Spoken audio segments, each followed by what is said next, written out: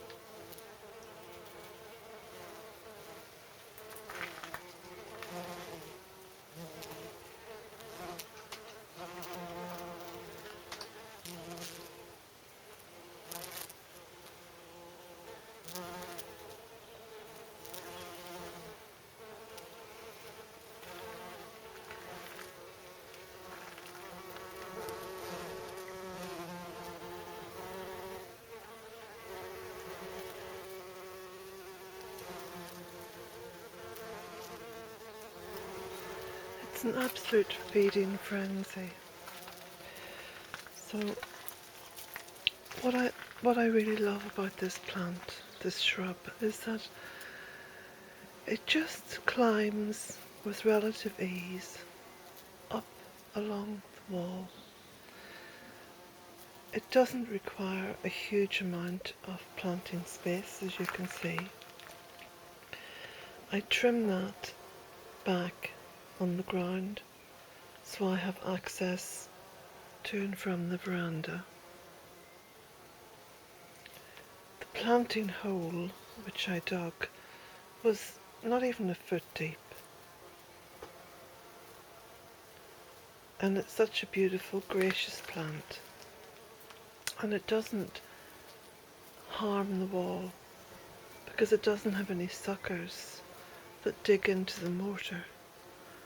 It just has this beautiful sort of herringbone pattern to its branches that allows it just to sit ever so gracefully against the wall.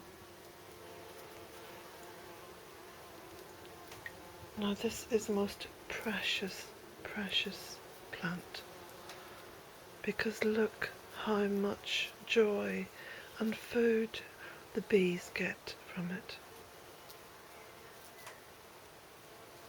And you know, not only do bees make honey, and hopefully they can keep it for themselves, but the bees are the workers on this earth. They are the ones who keep that high level of pollination going. So everything that grows above the earth and flowers relies upon the bees.